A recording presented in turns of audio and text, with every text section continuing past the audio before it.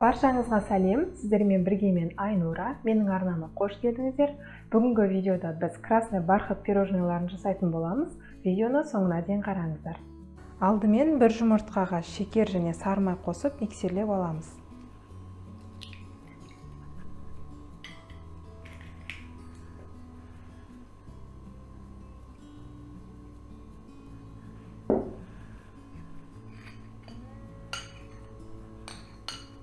Сары майымыз бөлме температурасында болуы керек.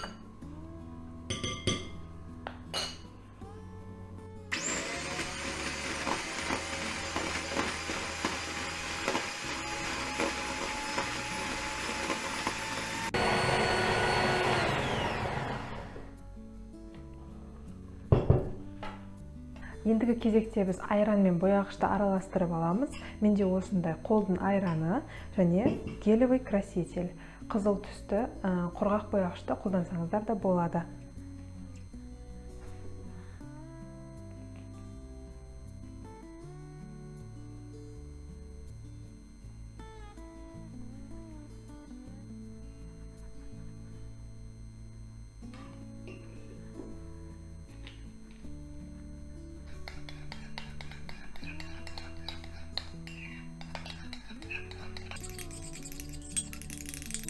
Осылай жақсылап араластырып аламыз. Міне бізде қып-қызыл түсті болды. Краситель мен айранды араластырып қойдық. Енді құрғақ ингредиенттерімізді араластырамыз. Менде мына жерде ұн, қамыр қопсытқыш қосамыз.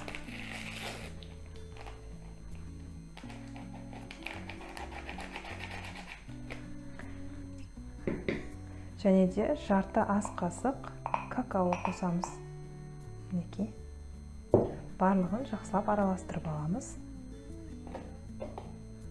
Енді біз мына массамызға бояу қосылған айранымыз бен құрғақ ингредиенттерімізді кезекпен-кезек сала отырып миксерлейтін боламыз.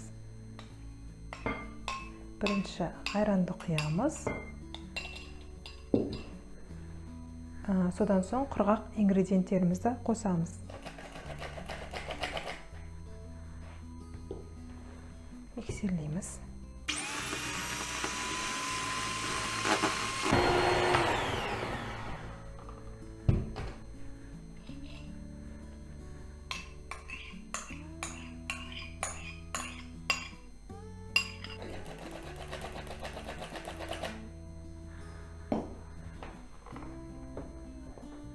Бірінші осылай миксердің өзімен аздап араластырып алмасаңыздар, ұндарыңыз жан-жаққа шашырап кетеді.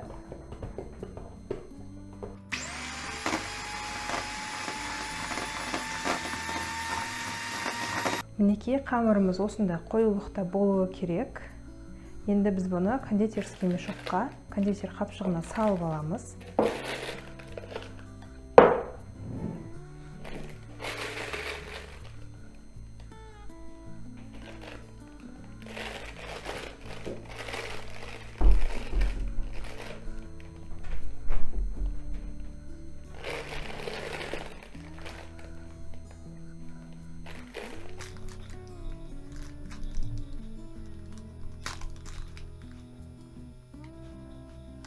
Мінекей осындай қоюлықта болды. Осындай бір мешок шықты.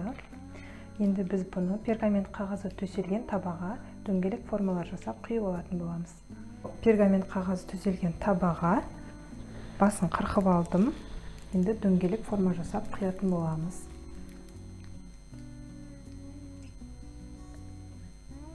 Осылай. Қатты үлкен етіп қажет емес, себебі қазір пісетін кезінде көлемі ұлғаятын болады. Өздеріңіз қалаған көлемде осылай құя бересіздер.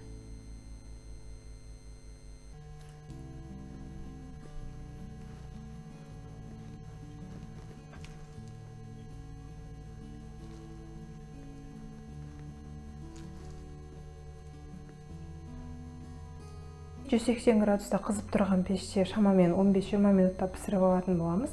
Бірақ әркімнің пешінің қызуы әртүрлі, сондықтан таяқшамен тексерсеңіздер болады. Мінекей біздің пирожныйларымыз пісті. Өте жұп-жұмсақ болып шыққан.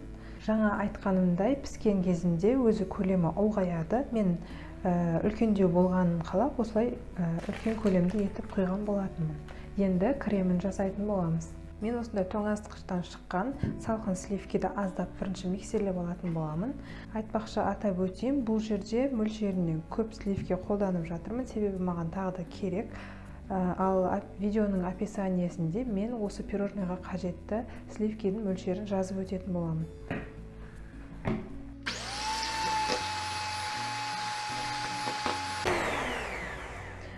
Осылай аздап қана миксерлеген соң біз қант ұнтағын қосамыз.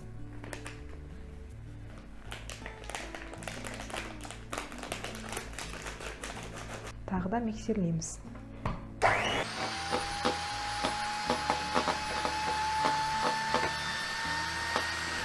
Енді осындай творожный сыр қосамыз. Тағы да жақсылап қою крем пайда болғанша миксерлейтін боламыз.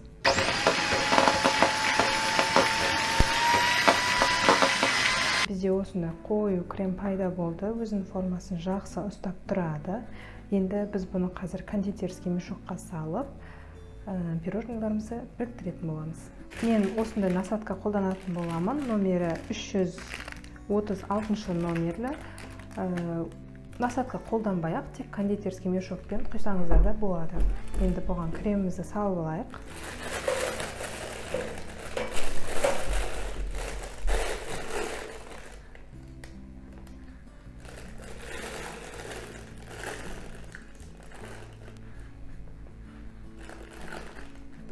Пирожныйымызды аламыз және мына кремімізді құямыз.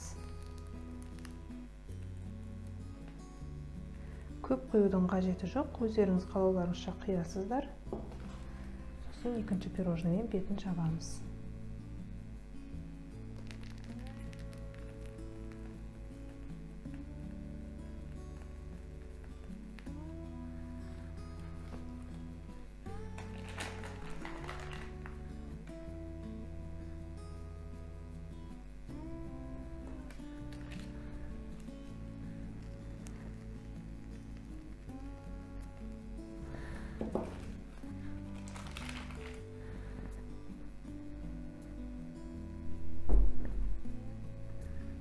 Араларына кремдерін жағып алдық, енді бетіне де аз-аздан ғана құйып шығамыз. Әрлеу үшін бұл жай ғана, құймасаңыздар да болады.